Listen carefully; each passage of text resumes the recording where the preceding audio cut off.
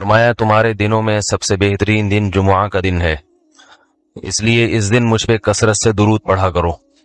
فَإِنَّ صَلَاتَكُمْ مَعْرُوضَةٌ عَلَيَّ، اس لیے کہ تمہارا درود مجھ تک پہنچایا جاتا ہے۔ صحابی نے پوچھا یا رسول اللہ کیف تعرض علیک صلاتنا وقد ارمت، ہمارا درود آپ تک کیسے پہنچایا جائے گا جبکہ آپ جب دنیا سے جائیں گے، قبر میں جسم آپ کا ختم ہو جائے گا، تو ہمارا درود آپ تک کیسے پہنچے گا؟ تو آپ صلی اللہ علیہ وسلم نے فرمایا ان اللہ حرم علی الارض اجساد الانبیاء، اللہ تعالیٰ نے پیغمبروں کے جسموں پر زمین پر پیغمبروں کے جسموں کو حرام کر دیا ہے۔ زمین کسی پیغمبر کے جسم کو کبھی ختم نہیں کرتی۔ تو یہ بھی امت کا اجماعی عقیدہ ہے کہ جتنے بھی انبیاء ہیں ان کے جسم بالکل سلامت رہتے ہیں۔ شہداء میں تو یہ بہت زیادہ مشاہدہ ہوتا ہے، بہت سارے شہداء کے جسم سلامت رہتے ہیں۔ تو ایک اور حدیث میں آپ صلی اللہ علیہ وسلم نے فرمایا من صلی علیہ صلاۃ صلی اللہ بہا عشرہ، جس نے مجھ پر ایک دفعہ درود بھیجا۔ درود کہتے ہیں نبی صلی اللہ علیہ وسلم کے لیے اللہ تعالیٰ سے خصوصی رحمت کی دعا کرنا۔ ایک ہوتا ہے عام دعا، کسی کے لیے بھی رحمت، صلات کہتے ہیں خصوصی رحمت جو اللہ اپنے خاص بندوں پہ کرتا ہے۔ اس لیے صلات کا جو لفظ ہے نا، یہ درود اور صلات یہ پیغمبر کے علاوہ کسی کے لیے جائز نہیں ہے، کیونکہ یہ صلات خاص کس کے خاصہ ہے؟ یہ پیغمبروں کا۔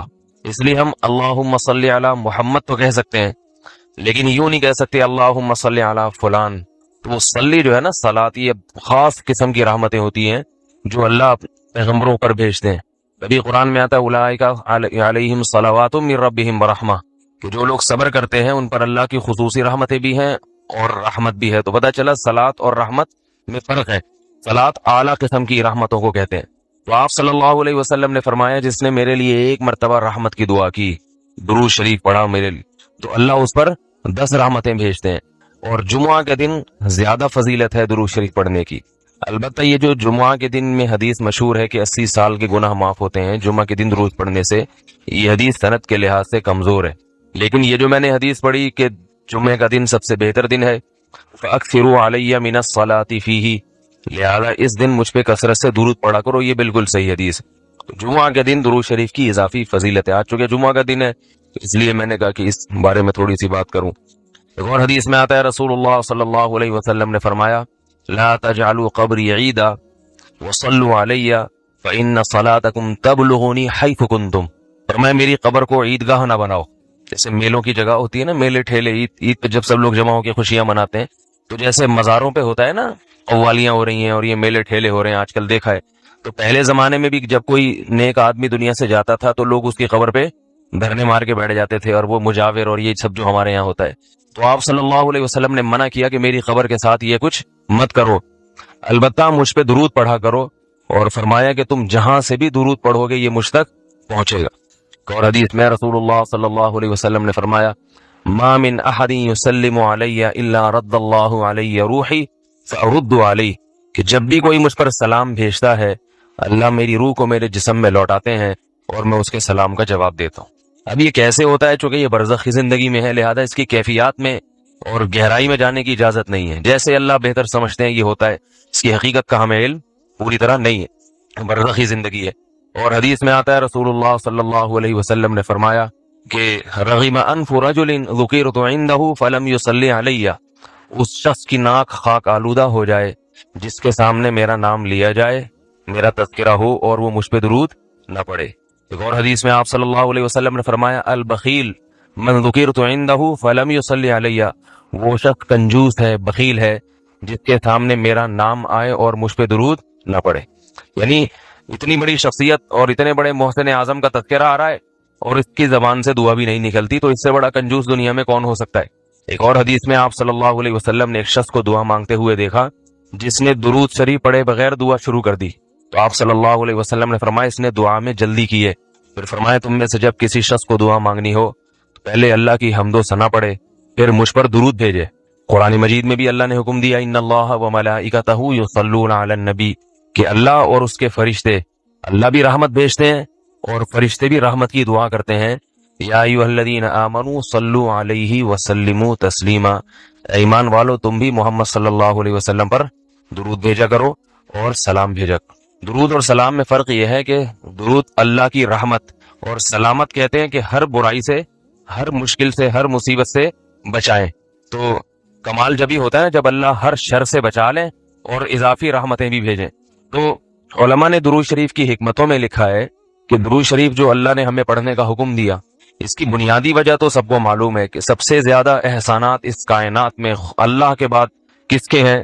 محمد صلی اللہ علیہ وسلم. تو آپ صلی اللہ علیہ وسلم کے احسانات سب سے زیادہ ہیں انسانیت پر. انسان کو انسان آپ صلی اللہ علیہ وسلم نے بنایا، اور اہل اسلام تو سب سے زیادہ ان احسانات کے تلے دبے ہوئے. تو ہم کوئی بھی عبادت اگر کر رہے ہیں، دعا بھی اگر مانگ رہے ہیں، تو یہ بھی کس کی وجہ سے توفیق مل رہی ہے؟ نبی صلی اللہ علیہ وسلم، کیونکہ آپ صلی اللہ علیہ وسلم نے ہی یہ ساری چیزیں سکھائی ہیں.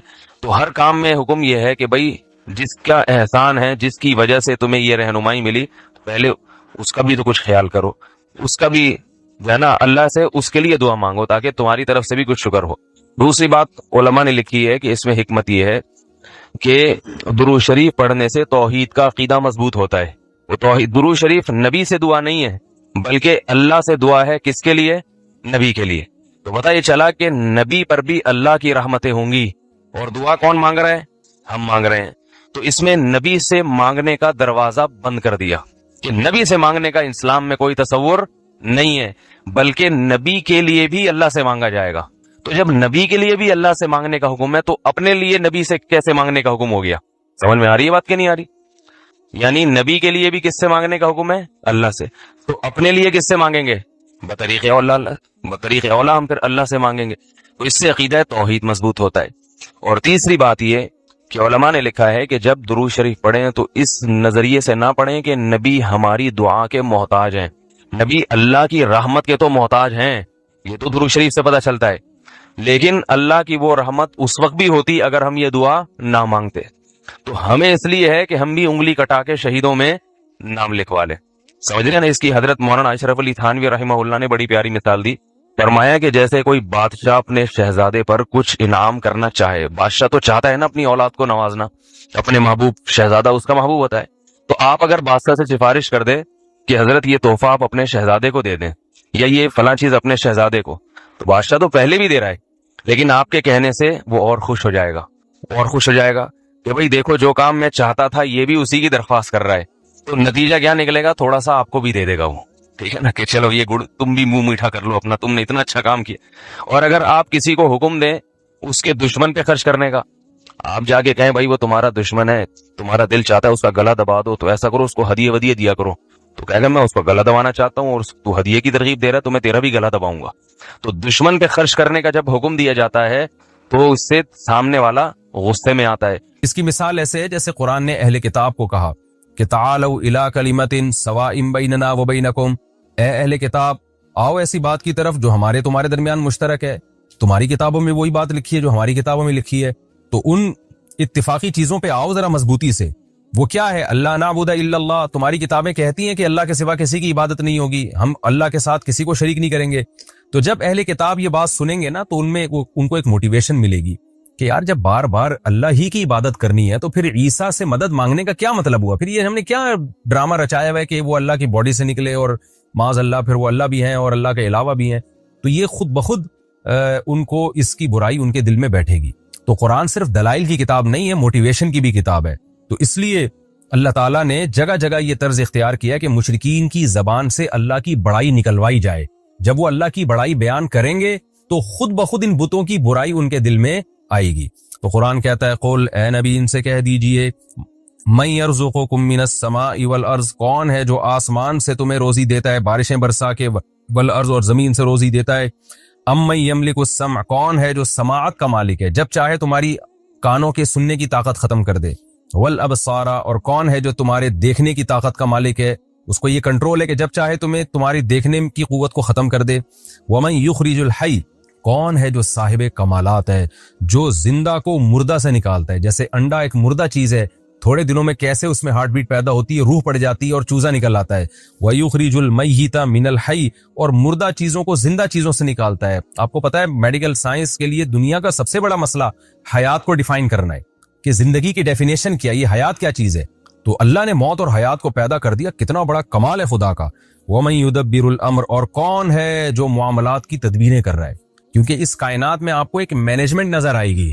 تو مینجمنٹ مینیجر کے بغیر نہیں ہوتی. مینجمنٹ کو ہم عربی میں تدبیر کہتے ہیں, اردو میں انتظام کہتے ہیں, کہ انتظام ہے تبھی کہتے ہیں نا علاقے کا ناظم ہے, منتظم ہے. کیا مطلب؟ جو نظم و ضبط اور پورا ایک اس نے جو ہے وہ ایک سسٹم بنایا ہوا ہے.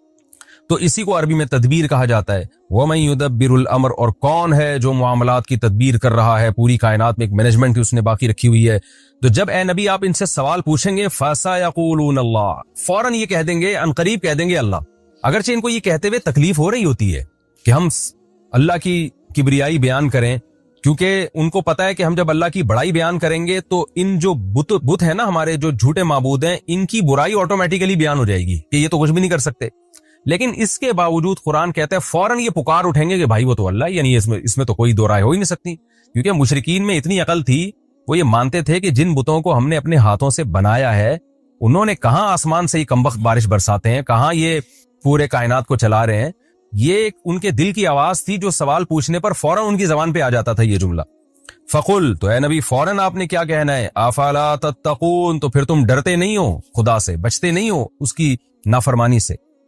تو جس نے یہ سارے کام کیے ہیں تو اصل تو وہ ہے جس کو پوجا جائے, جس کی عبادت کی جائے. فذالکم اللہ, کیا بلاغت ہے قرآن کی. بس ذالکم اللہ, یہ ہے اللہ. یعنی نبی سے کہا جا رہا ہے آپ ان سے کہیں کہ اللہ گویا ہاتھ کا اشارہ کر کے کہہ رہے کہ جو یہ سارے کام کرتا ہے نا, آسمان سے بارشیں برسا رہا ہے, زمین سے طرح طرح کی نباتات پیدا کر رہا ہے, اور ہر چیز کا مالک ہے, مردے کو زندہ سے, زندہ کو مردے سے نکال رہا ہے, اور پوری کائنات میں ایک مینجمنٹ کو برقرار رکھا ہوا ہے, جس کی یہ صفات ہے ذالکم اللہ, یہی تو اللہ ہے.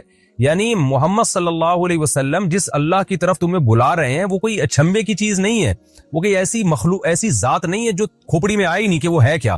یہی تو ہے جو سارے کام کر رہا ہے, بس اسی کی طرف تو تمہیں دعوت دی جا رہی ہے. فَأَنَّا فَذَلِكُمُ اللَّهُ رَبُّكُمْ, یہی اللہ ہے, تمہارا رب ہے, تمہارا پروردگار ہے. رب کا معنی پالنے والا ہے, الحق برحق ہے, اس کے علاوہ جتنے بھی تم نے خدا بنائے ہوئے سارے باطل ہیں. کیسی بلاغت ہے. میں جب سورہ یونس پڑھا کرتا تھا نا جب طالب علمی کے دور میں, مجھے یہ آیت میں بڑا ایک لطف آتا تھا, ایک بڑا ایک وجد آتا تھا کہ کیسے اللہ نے اپنی صفات بیان کر کے, کیسے اللہ نے کہا فَذَلِكُمُ اللَّهُ, یہی تو اللہ ہے. اس کی مثال ایسے جیسے ہم کسی کو سمجھا رہے ہوں, کسی کی کا انٹروڈکشن کروا رہے ہوں کہ بھائی وہ تمہیں بلا رہا ہے اور تمہیں بڑی خدمت کرنا چاہتا ہے, تمہاری دعوت کرنا چاہتا ہے. آپ کہیں یار پتہ نہیں کس کی بات کر رہے ہو, پتہ نہیں کس کی بات کر رہے ہو. ایک دم وہ بندہ سامنے آ جائے, آپ کہیں یہی تو ہے جس کی میں بات کر رہا ہوں, یہ کوئی, اس کو تو تم پہلے سے جانتے ہو, اسی کی تو بات کر رہا ہوں میں جس کو تم پہلے سے جانتے ہو, تم ڈر کیوں رہے ہو اس سے. یہی قرآن کا انداز ہے. کیونکہ آپ آج بھی ایتھیسٹ سے جب بات کرتے ہیں نا خدا کی, وہ بھی گھننا بن جاتا ہے.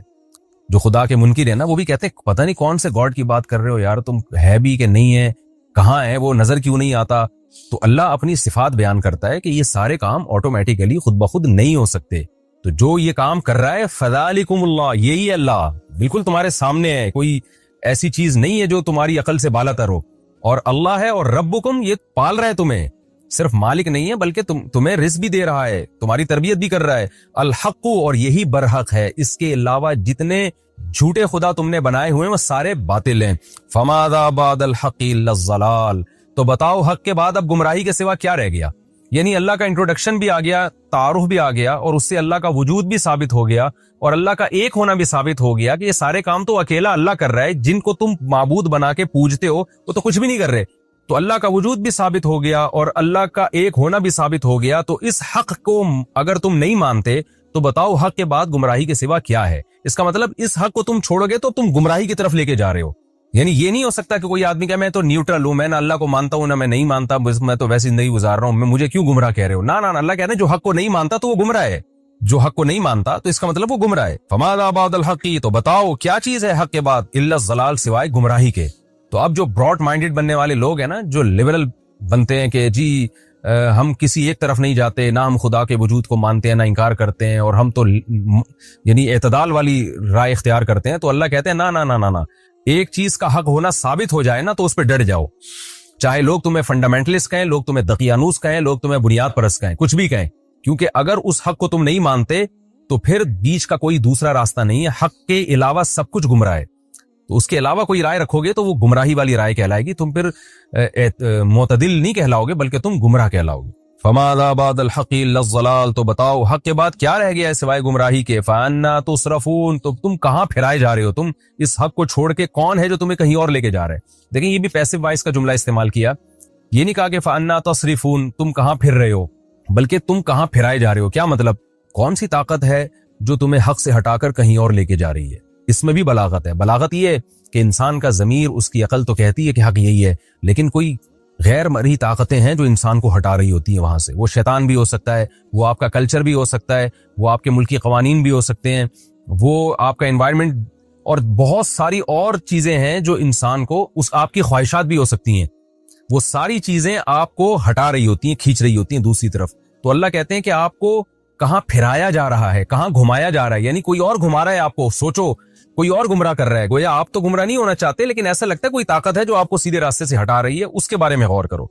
كذلك حقت كلمة ربك على الذين فسقوا، اسی طرح جو فاسق لوگ ہیں، حدود کو کراس کرتے ہیں۔ حدود کا کیا مطلب؟ عقل کی بھی ایک حد ہے، ضمیر کی بھی ایک حد ہے، لیکن وہ تمام حدود کو کراس کر کے گمراہی کی طرف جو لوگ جاتے ہیں، تو ان لوگوں پر اسی طرح رب کا کلمہ ثابت ہو جاتا ہے۔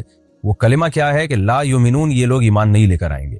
یہ کلمہ ان پر ثابت ہو جاتا ہے، اللہ کا کلمہ، کہ یہ ہٹ دھرم لوگ سب کچھ مان کے بھی کہ اس کائنات کو چلانے والا اللہ، پیدا کرنے والا اللہ، اس کے بعد بھی وہ گمراہی کا راستہ اختیار کرتے ہیں۔ تو دیکھو اس طرح سے اللہ کی بات ان پر ثابت ہو جاتی ہے، لیکن کن پر؟ جو حدود کو کراس کرتے ہیں۔ قل هل من شرکائکم من یبدأ الخلق ثم یعیدہ، اے نبی ان سے کہہ دیجیے، مزید سوال پوچھیں کہ تمہارے جو معبود ہیں ان میں کوئی ایسا ہے جو مخلوق کو پہلی مرتبہ جس نے پیدا کیا ہو، ثم یعیدہ، پھر اس کو دوبارہ بھی پیدا کرے میدان حشر میں؟ تو فرسٹ ٹائم بھی نہ کسی نے پیدا کیا اور دوبارہ پیدا کرنا تو سوال ہی پیدا نہیں ہوتا۔ قل اللہ، آپ ان سے کہہ دیجیے اللہ ہی ہے، یبدأ الخلق، جو مخلوق کو پہلی دفعہ پیدا کرتا ہے، ثم یعیدہ، پھر دوبارہ بھی پیدا کرے گا۔ اچھا یہاں آپ ایک بلاغت کا نقطہ دیکھیں، جب پہلے سوالات کیے گئے تھے کہ جو کون ہے جو آسمان سے روزی برساتا ہے، کون ہے جو زندہ کو مردہ سے نکالتا ہے، تو قرآن نے کہا فوراً یہ کہیں گے فَسَيَقُولُونَ اللہ، اللہ یہ کام کرتا ہے۔ لیکن یہاں پر کیا ہے؟ جب ان سے سوال پوچھا گیا کون ہے جس نے مخلوق کو پہلی دفعہ پیدا کیا اور دوبارہ بھی پیدا کرے گا، اب یہاں قرآن نے یہ نہیں کہا کہ فَسَيَقُولُونَ اللہ، یہ فوراً کہیں گے اللہ۔ وجہ اس کی یہ تھی کہ دوبارہ پیدا کرنے کے یہ قائل نہیں تھے بہت سارے مشرکین، وہ کہتے تھے پہلی دفعہ تو اللہ نے پیدا کیا، دوبارہ نہیں کرے گا، تو اس لیے اللہ نے اپنی بات بھی آگے بڑھا دی کہ صرف فرسٹ ٹائم نہیں ہے، دوبارہ بھی میں پیدا کروں گا۔ تو اس لیے اللہ نے کہا کہ اے نبی آپ خود ان کو بتا دیں، اب یہاں یہ جواب نہیں دیں گے، اب آپ ان کو بتا دیں کہ جیسے فرسٹ ٹائم خدا نے پیدا کیا ہے، دوبارہ بھی اللہ ہی پیدا کرے گا۔ یہ جو تمہارے بت ہیں پتھر کے بنے ہوئے اور جو جھوٹے خدا ہیں، نہ انہوں نے مخلوق کو پہلی دفعہ پیدا کیا اور نہ یہ دوبارہ پیدا کرنے پر قدرت رکھتے ہیں۔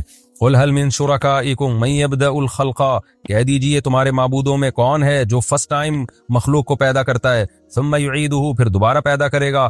قل اللہ یبدأ الخلق، پھر آپ خود بتا دیں، یہ تو چپ چاپ بیٹھے رہیں گے، آپ ان کو بتا دیں اللہ ہے یبدأ الخلق، جو مخلوق کو پہلی دفعہ پیدا کرتا ہے، ثم یعیدہ، پھر اس کو دوبارہ بھی لوٹائے گا، دوبارہ بھی پیدا کرے گا۔ فأنی تؤفکون، تو تم کہاں پھرائے جا رہے ہو؟ دوسری دفعہ چلو پیدا کرنے کے قائل نہیں، لیکن فرسٹ ٹائم تو مانتے ہو نا اللہ نے پیدا کیا، تو اس اللہ کو چھوڑ کر کن جھوٹے خداؤں کے پیچھے لگے ہوئے ہو؟ قل هل من شرکائکم من یہدی الی الحق، یہ بھی بڑی دلچسپ آیت ہے۔ آپ بتا دیجئے تمہارے معبودوں میں کون ہے ایسا ہے من یہدی الی الحق، جو حق کی طرف رہنمائی کرتا ہے۔ جتنے جھوٹے خدا دنیا میں ہیں، کوئی گائیڈنس ہے؟ وہ ہمیں بتا سکتے ہیں کہ صحیح کیا ہے غلط کیا ہے؟ اور جو اللہ ہے وہ تو ہمیں حق بتا رہا ہے، وہ بتا رہا ہے زنا بری چیز ہے، نکاح بری چیز نہیں ہے، سود بری چیز ہے، تجارت بری چیز نہیں ہے، شراب بری چیز ہے، اور حلال اور پاکیزہ اموال بری چیز نہیں ہے۔ وہ تو ہمیں جگہ جگہ گائیڈ کر رہا ہے، رشتہ داری توڑنا بری چیز ہے، جوڑنا اچھی چیز ہے۔ وہ ہمیں نماز بھی بتا رہا ہے کہ ایسے رب کی عبادت کرنی ہے، حج ایسے کرنا ہے، قربانی ایسے کرنی ہے۔ گائیڈنس آپ کو اسلام میں جگہ جگہ گائیڈنس ملے گی اور بہترین ہدایت ملے گی۔ تو قرآن کہہ رہا ہے کہ ان سے کہیں کہ ایک تو خدا ہے جو تورات میں، انجیل میں، قرآن میں گائیڈ کر رہا ہے، جس نے ابراہیم علیہ السلام کے ذریعے گائیڈ کیا لوگوں کو، بتایا صحیح کیا ہے غلط کیا ہے۔ اور ایک تمہارے جھوٹے معبود ہیں جو کمبخت ہزاروں سال سے چپ بیٹھے ہوئے ہیں، پھوٹتے نہیں ہیں منہ سے کچھ بھی، اور اگر کوئی ان میں زندہ معبود ہو وہ گائیڈ بھی غلط کر رہا ہوتا ہے۔ تو اب بتاؤ کس سے محبت کی جائے گی، کس کی عبادت کی جائے گی؟ قل هل من شرکائکم، آپ ان سے کہہ دیجئے کیا ہیں تمہارے معبودوں میں سے من، کوئی ایسا معبود ہے یہدی الی الحق، جو سیدھے راستے کی رہنمائی کرتا ہو؟ یہ یہاں بھی چپ بیٹھیں گے، کیونکہ یہاں بھی یہ فوراً اگر یہ کہہ دیتے نا، یہاں چونکہ ان کو توہین محسوس ہو رہی ہے، اگر کہہ دیں گے نہیں ہمارے معبود تو سیدھے راستہ دکھائی نہیں سکتے، تو ابے بھائی جب تمہارے معبود تمہیں گائیڈ ہی نہیں کر سکتے تو وہ تمہارے رہنما کیسے بن گئے, تمہارے لیڈر کیسے بن گئے وہ؟ اور ان کو تم فالو کیسے کرو گے؟ فالو لیڈر کو کیا جاتا ہے نا, تو لیڈر ہونے کی صلاحیت ہوگی تو فالو کیا جائے گا. تو اس لیے اللہ کو فالو کرو, کیونکہ فالو اس کو کیا جاتا ہے جو سیدھا راستہ دکھا رہا ہو. جو بیچارہ خود گائیڈنس کا محتاج ہو وہ لیڈر کیسے بن سکتا ہے؟ اس کو فالو کیسے کیا جائے گا؟ قل اللہ یہدی للحق, آپ ان کو کہہ دیجئے اللہ ہے جو سیدھے راستے کی طرف رہنمائی کرتا ہے. اب قرآن یہ مقدمہ قائم کر کے, یہ دلیل قائم کر کے ایک اور بات پر استدلال کر رہا ہے کہ جو سیدھے راستے کی رہنمائی کرتا ہے بھلا وہ اس بات کا زیادہ حقدار ہے کہ اس کی اتباع کی جائے, یا جو بیچارہ خود جس کے پاس سیدھا راستہ نہ ہو جب تک کہ اس کو کوئی راستہ نہ بتائے؟ تو جو لیڈر ہی گائیڈنس کا محتاج ہے تو عوام اس کو کیسے فالو کرے گی؟ تو فالو اس کو کیا جاتا ہے جس کو سیدھے راستے کا پتہ ہو اور بتا رہا ہو. تو یہ صفت اللہ کے علاوہ کسی میں نہیں پائی جاتی. اور آج کے حالات میں تو آپ دیکھ لیں نا, جن قوموں کو ہم فالو کر رہے ہیں وہ خود ہدایت کی محتاج ہیں. کیسے کیسے قوانین وہ اپنے ملکوں میں پاس کر رہے ہیں, شراب کو انہوں نے لیگل کیا ہوا ہے, زنا کو لیگل کیا ہوا ہے, یہ تو خود ہدایت کی محتاج ہیں اور آج ہم نے ان کو لیڈر بنایا ہوا ہے. یہ آیت ان لوگوں کے لیے بھی ہے جو اسلام کو چھوڑ کر, خدا کو چھوڑ کر کسی اور قوم کو اپنا لیڈر سمجھتے ہیں اور اس کو فالو کرتے ہیں اور اس کی اتباع میں عزت محسوس کرتے ہیں. قرآن کہتا ہے افمن یہدی الی الحق, بھلا وہ ذات جو حق کی طرف رہنمائی کرے, احق, وہ زیادہ حقدار ہے, ان یتبع, کہ اس کی اتباع کی جائے, امن, یا وہ زیادہ حقدار ہے, لا یہدی, جو خود سیدھے راستے پر نہ ہو, الا ان یہدا, الا یہ کہ اس کو ہدایت دی جائے. یعنی جب تک کہ اس کو ہدایت دی نہ جائے, وہ خود سیدھا راستہ متعین نہ کر سکتا ہو, تو اس کو کہاں سے فالو کیا جائے گا؟ فالو اس کو کیا جائے گا جو تمہیں سیدھا راستہ بتاتا ہے, اور وہ اللہ کے سوا کوئی بھی نہیں ہے. فما لکم, تو تمہیں کیا ہو گیا, کیف تحکمون, تم کیسے فیصلے کر رہے ہو کہ خدا کو چھوڑ کر, یعنی خدا کے علاوہ کسی کو بھی آپ لیڈر بنائیں گے نا, تو یہ آیت سب پہ صادق آ رہی ہے. تو اس لیے قرآن کا یہ دعویٰ ہے کہ فالو صرف اللہ کو کیا جائے گا. خوب سمجھ لیں, محمد صلی اللہ علیہ وسلم کو جو فالو کیا جاتا ہے نا, آپ کی ذات کی وجہ سے نہیں, بلکہ اس لیے کہ آپ اللہ کا قانون لوگوں کو بتا رہے ہیں. ورنہ نبی صلی اللہ علیہ وسلم کی شخصیت بھی مقصود نہیں ہے. یہ بھی قرآن میں جگہ جگہ مضمون پہلے آ چکا ہے, کیونکہ آپ نے بار بار یہ بات کہی ہے قرآن میں کہ اے نبی, آپ ان کو بتا دیجئے کہ میں بھی اس قانون کا پابند ہوں جو مجھ پر لازم ہو.